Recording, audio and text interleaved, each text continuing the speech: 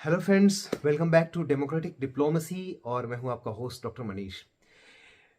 US जो है उसके एसेट्स पूरी दुनिया में हैं और अभी जो सबसे वोलेटाइल इशू है वो इंडियन ओशियन और इस रीजन में जो है वो सबसे इम्पोर्टेंट जो वोलेटाइल इशू है वो है पाकिस्तान और ईरान के बीच में जो टसल चल रही है, जो टेंशन चल रही है। इसके पीछे जो नेचर है ये तो कंफर्म करना अभी बहुत मुश्किल है, बिकॉज वो चीज़ें मतलब अंडर द कारपेट होती हैं। लेकिन बहुत सारी चीज़ें, बहुत सारी खबरें आ रही हैं और बहुत सारा एनालिसिस आ रहा है, बहुत सारे आर्टिकल्स भी मैंने पढ़े इसके रिगार्डिंग कि एक्चुअली इसमें किसका इंटरेस्ट हो सकता है और ये क्यों इशू इतना फ्लेयर अप हुआ। बिकॉज अभी वीक और 10 डेज पहले तक जो है वो ईरान और पाकिस्तान के इशू जो रिलेशनशिप थे ऑलमोस्ट अच्छे ट्रैक पे चल रहे थे। और पाकिस्तानी एक वेसल जो है उसने एक्सरसाइज करने के लिए वो अभी ईरान भी गई हुई थे इन द मीन टाइम, जब जब जयशंकर साहब की विजिट हो रही थी। और इसी बीच ईरान के एक हाई रैंकिंग ऑफिशियल जो है वो भी पाकिस्तान के विजिट पे थे, जब उसी टाइम ईरान ने अटैक किया जो अफ़गानिस्तान में जो प्रोविंस है पाकिस्तान का, वहाँ पे अटैक करा मिलिटेंट के अगेंस्ट, जिसमें पाकिस्तान ने क्लेम किया कि 2 इनोसेंट मारे गए। और उसके बाद रिटेलिएशन में पाकिस्तान ने अटैक किया मॉर्निंग में 4 o'clock। इसमें जो ईरानियन सोर्सेज हैं, ईरानियन वेरियस जो न्यूज़ पोर्टल्स हैं और जो न्यूज़ आउटलेट हैं, उनका कहना है कि 9, और कुछ लोगों का कुछ कहना है कि 11 लोगों की मौत हुई है, जिसमें कोई ईरानियन नेशनल नहीं है जहाँ तक अभी तक की रिपोर्ट्स आ रही हैं। बट ये जो चीज़ें दिखती हैं इसके पीछे बहुत बड़ी मतलब डिप्लोमेसी चल रही है पिछले 10-12 दिनों में, जब से हूतीज़ ने स्पेशली अटैक्स बढ़ा दिए हैं, क्योंकि इसमें बहुत सारे लोगों का स्टेक है। सबसे बड़ा जो स्टेक लगा है वो है यूएस और यूरोपियन यूनियन का। बिकॉज अब यूरोपियन यूनियन को समझिए, यूरोपियन यूनियन कितना सफ़र कर रहा है ऑलरेडी। मतलब सारे जो बिग इकोनॉमीज़ हैं यूरोपियन यूनियन की, चाहे वो फ्रांस हो, जर्मनी हो, इटली हो, यूके तो अब रहा नहीं, तो सब अंडर स्ट्रेन है। जब से वॉर स्टार्ट हो गया है रशिया और यूक्रेन का, तब से अंडर स्ट्रेन है उनकी इकोनॉमी और ऑलमोस्ट रिसेशन में है जर्मनी की इकोनॉमी, और ब्रिटेन की इकोनॉमी कभी भी रिसेशन में जा सकती है, on the verge of recession. Italian economy भी है और फ्रांस की इकोनॉमी भी कोई अच्छा नहीं कर रही है, 1-2% की ग्रोथ है, जो कि जिसको हम लोग बहुत अच्छा नहीं मान सकते हैं। तो ऑलरेडी फाइनेंशियल स्ट्रेन बहुत ज़्यादा है यूरोप पे। और यूरोप का बहुत बड़ा जो जो बिजनेस रूट है सी का, वो गल्फ ऑफ ईडन और रेड सी और से होके जाता है। तो यूरोप के लिए तो बहुत बड़ी प्रॉब्लम होने वाली है, बिकॉज यूरोप हर तरफ से सफ़र कर रहा है। ये सबसे बड़ा यूरोप को सीखना चाहिए इंडिया से एक्चुअली, कि इंडिया की अपनी जो इंडिपेंडेंट फॉरेन पॉलिसी है उससे कितना बेनिफिट हुआ। और यूरोप जो अमेरिका के पीछे पीछे हर बात में चलता है और उसने खूब सारे सैंक्शंस लगाए रशिया पे, जिसका नुकसान अल्टीमेटली यूरोप को ही हुआ। तो खैर, जो अभी जो सिनेरियो जो डेवलप हो रहा है ईरान और पाकिस्तान के बीच में, मुझे ये लगता है कि ये ज़्यादा ट्रांसप्लांटेड है। बिकॉज देखिए कि ईरान की जो नीति है टेररिज्म को लेके बहुत क्लियर कट है, और पाकिस्तान इसको सपोर्ट भी कर रहा था। पाकिस्तान और ईरान का जॉइंट ग्रुप बना था जो कि टेररिज्म को इन द ईरानियन बॉर्डर और इन द पाकिस्तानी एरियाज, दोनों जगह टैकल कर रहा था। मतलब काफ़ी वेल कोऑर्डिनेटेड एफर्ट चल रहा है, दोनों के रिलेशन अच्छे थे। लेकिन आखिर ऐसा क्या हुआ कि ईरान अटैक करने को मजबूर हुआ। और अभी कुछ दिन पहले उसने सीरिया में भी अटैक किया था। उसका इस बारे में पॉलिसी बहुत क्लियर है कि जो उनकी सोवरेनिटी है उस पर कोई अटैक नहीं होना चाहिए। बिकॉज कुछ मिलिटेंट ग्रुप हैं जो कि ईरान के जो बॉर्डर एरियाज हैं वहाँ पे डिस्टर्बेंस क्रिएट कर रहे थे और उनको तोड़ना चाहता है। ये तो सब जग जाहिर है और सभी लोग जानते हैं, सारे मीडिया आउटलेट बता भी रहे हैं। बट एक्चुअली ऐसा क्या हुआ कि, क्योंकि ऐसे सोर्सेज से इंफॉर्मेशन आ रहे हैं कि ईरान ने पहले पाकिस्तान को ये बोला था कि ये कुछ टेररिस्ट एक्टिविटीज़ हो रही है इस एरिया में, आप इनको कंटेन करिए। लेकिन पाकिस्तान ने ऐसा किया नहीं, एक स्पेसिफिक इनपुट के बावजूद। उसके बाद ईरान ने अटैक जो स्ट्राइक है वो करी है, जबकि अभी तक बहुत कोऑर्डिनेटेड एफर्ट चल रहा था। इसके पीछे जो रीज़न बताया जा रहा है वो है यूएस का। देखिए, यूएस का जो रिलेशन है, जब खान साहब प्राइम मिनिस्टर थे, आपको पता ही कि बहुत ख़राब हो गए थे, बिकॉज खान साहब जो है इमरान खान लाइक नहीं करते थे यूएस को, और वो एक इंडिपेंडेंट फॉरेन पॉलिसी के पक्षधर थे। जैसा कि इंडिया फॉलो करता है।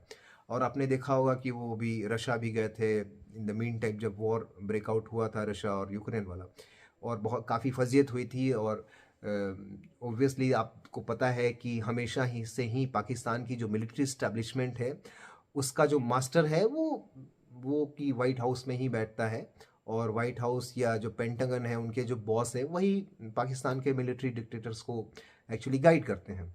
तो पाकिस्तान की मिलिट्री ने लात मार दिया खान साहब को, और अल्टीमेटली पाकिस्तान के प्रधानमंत्री वो रहे नहीं और अभी तो जेल में है। एक्चुअली जो इंफॉर्मेशन आ रही है वो ये है कि पाकिस्तान ने प्रोवोक किया ईरान को, और ये प्रोवोकेशन आई है अमेरिका के कहने पे। और इसमें सबसे बड़ा फ़ायदा वहाँ के जो आसिफ मुनीर हैं उनको हो रहा है, क्योंकि उनकी एक्सेप्टेंस जो है वो बढ़ गई है। पाकिस्तान की इकॉनमी खस्ता हाल है, आपको पता ही है, और कुछ भीख में देने का जो प्रॉमिस है वो यूएस ने किया है, ये बात क्लियर हो गई है। और ऐसा इसलिए यूएस ने किया है ताकि ईरान पे प्रेशर पड़ सके, बिकॉज ईरान ने जब डिनाई कर दिया, जब जयशंकर साहब की मीटिंग हुई और जब फॉरेन मिनिस्टर दोनों प्रेस को बता रहे थे कि क्या क्या डिस्कस हुआ, तो उसमें क्लियरली बता दिया था ईरान के जो फॉरेन मिनिस्टर है कि वो इंडिपेंडेंट फॉरेन पॉलिसी फॉलो करते हैं और पूरी दुनिया को यूएस डिक्टेट नहीं कर सकता है, बिकॉज ईरान का अपना एक अप्रोच है जो इज़राइल और फिलिस्तीन कॉन्फ्लिक्ट है उसमें। और आपको पता हो है ये कि दुनिया में अगर सबसे ज़्यादा स्ट्रॉन्ग प्रॉक्सी जो उनके अपने कुछ नॉन स्टेट एक्टर्स जिनको बोल सकते हैं वो ईरान का है। ईरान का जो पूरा मिडिल ईस्ट रीजन है उसमें सबसे स्ट्रॉन्ग प्रॉक्सीज हैं उसके। हालांकि मिलिट्रली ओब्वियसली उतना स्ट्रॉन्ग नहीं है Iran as compare to Pakistan. Fire power में कुछ 4-5 रैंक नीचे है ईरान, जिससे बहुत फर्क नहीं पड़ता, लेकिन प्रॉक्सी के रूप के फॉर्म में देखा है तो ईरान बहुत स्ट्रॉन्ग है पूरे मिडिल ईस्ट में। तो ईरान पे ये यूएस का एक तरह से इनडायरेक्ट प्रेशर है या डायरेक्ट प्रेशर जो भी कहे आप, ताकि वो हूती रिबेल्स को उसकी जो एक तरह से बैकिंग है वो कम हो सके। और इसमें पाकिस्तान का भी फायदा है, क्योंकि पाकिस्तान का को एक तरह से रिकॉग्निशन रिकॉग्निशन जिसको कह सकते हैं वहाँ के मिलिट्री लीडरशिप को मिल गई है, और एक नया पपेट वो बिठा देंगे आराम से। और जैसे बाकी जनरल्स की चलती थी वैसे ही पाकिस्तान में, मतलब अच्छा दूसरी एक और चीज़ है कि पाकिस्तान में मिलिट्री का जो इमेज है वो बहुत ही पुअर है। वो वहाँ कहा जाता है, आपको हंसी आएगी, कि पाकिस्तान की आर्मी ऐसी है जिसने कोई जंग जीती नहीं, और पाकिस्तान की आर्मी ऐसी है जिसने कोई इलेक्शन अभी तक हारा नहीं। आप समझिए कि मिलिट्री का क्या रोल होता है और कैसी इमेज है पाकिस्तान की। तो एक इमेज को चूंकि एक थोड़ा सा एक नेशनल प्राइड वाली बात आ जाती है, तो एक फिर से एक बैकिंग मिल जाएगी लोगों की, जनता की भी, तो ये मिलिट्री के लिए बहुत अच्छी बात है। और वैसे भिखारी स्टेट को थोड़ा कुछ पैसा मिल जाए तो उससे बढ़िया क्या है। सेकेंड जो इंपॉर्टेंट प्लेयर है वो है इंडिया। इंडिया ने क्लियर बैकिंग दी। देखिए इंडिपेंडेंट फॉरेन पॉलिसी क्या होती है और कितना, मतलब कि इंडिया के पास जो स्ट्रेंथ है उसको सब कोई मानता भी है, हर कंट्री मानती है। और जो भी स्पोक्स पर्सन जो है इंडियन एक्सटर्नल अफेयर मिनिस्ट्री के, उन्होंने क्लियरली कहा है कि ईरान ने जो किया है वो ठीक किया है। और जो इंडिया का पोजीशन है टेररिज्म पे वो कंसिस्टेंट एंड क्लियर है कि zero tolerance against any form of terrorism. Last में जो लास्ट लाइन स्पोक्स पर्सन ने जो बोली है वो ये है कि India understand the problem of Iran. Iran की जो समस्या है वो इंडिया समझ रहा है। इसका मतलब क्लियर बैकिंग है, जो कि अगर आप डिप्लोमेटिक लैंग्वेज में बोले तो इस लैंग्वेज की जरूरत नहीं थी उसके बाद, कि जब zero tolerance against terrorism India ने बोल दिया, that is more than enough to satisfy any country, जो डिप्लोमेटिक लेवल की बात है। बट ये जो लास्ट लाइन बोली थी कि इंडिया अंडरस्टैंड कर रहा है जो ईरान की जो पोजीशन है, ये एक तरह से क्लियर बैकिंग है। बहुत सारे जो यूएस के एक्सपर्ट है वो भी ये बात बोल रहे थे। तो खैर ये दो इंपॉर्टेंट जो नेशन है उनकी तो बारे में हमने चर्चा कर ली। सेकेंड जो इसमें सबसे बड़ा लूजर है वो है चाइना, बिकॉज चाइना के बड़े एसेट्स पाकिस्तान में है, आपको पता ही है, और काफ़ी बड़े एसेट्स जो है वो ईरान में भी हैं, बिकॉज आपको पता है ईरान और सऊदी की जो डील है वो चाइना ने ही करवाई थी।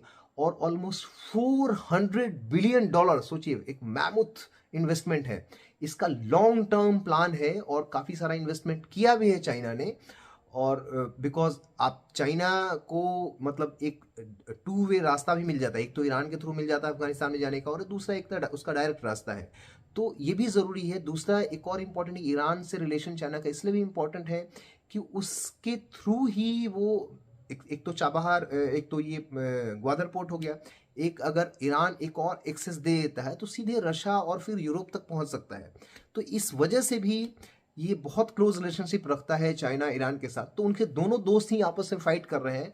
और चाइना के जो एक्सटर्नल अफेयर मिनिस्ट्री है उसका बयान भी आया है, उसने कहा कि बहुत सोच समझ के, बहुत नपे तुले वर्ड्स में बोला, किसी को क्रिटिसाइज नहीं किया है चाइना ने बोला है कि चाइना चाहता है कि ईरान और पाकिस्तान में अच्छे रिलेशन हो और वो हेल्प करने के लिए रेडी हैं। अगर दोनों के जो लोग हैं, जो मिनिस्ट्री के लोग हैं, वो चाइना आते हैं तो उनसे नेगोशिएशन में वो हेल्प करेगा।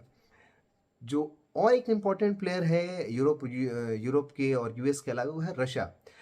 अगर अगर जो ये एक तरह से कहिए कि ईरान इंगेज हो जाता है इस वॉर में, तो रशिया के लिए थोड़ी प्रॉब्लम हो जाएगी, बिकॉज बहुत सारा मिलिट्री सप्लाई जो है, जो ड्राई हो रहा है रशिया के अंदर, उसमें ईरान का बहुत बड़ा रोल है कि रीसप्लाई करने में। और बिकॉज ऑलरेडी स्ट्रेनफुल कंडीशन फेस कर रहा है जो यूक्रेन है, उस कंडीशन में चूंकि अब यूक्रेन का भी सप्लाई ड्राई अप हो रहा है, यूएस ने भी सप्लाई कम कर दी है, यूरोपियन सप्लाई भी कम हो गई है, और इधर रशिया में भी सप्लाई कम हो जाएगी। तो थोड़ा निगोशिएशन के टेबल पे ये लोग आ जाएंगे और चीज़ों को हो सकता है कि मेटलाइज हो जाए। बट जो हुती के अगेंस्ट जो सबसे बड़ा ट्रम्प कार्ड जो यूएस का है, उसने चल दिया है। और देखते हैं कि आने वाले टाइम में क्या होता है, इसका क्या रिपरकशन निकलता है, क्या रिजल्ट निकलता है।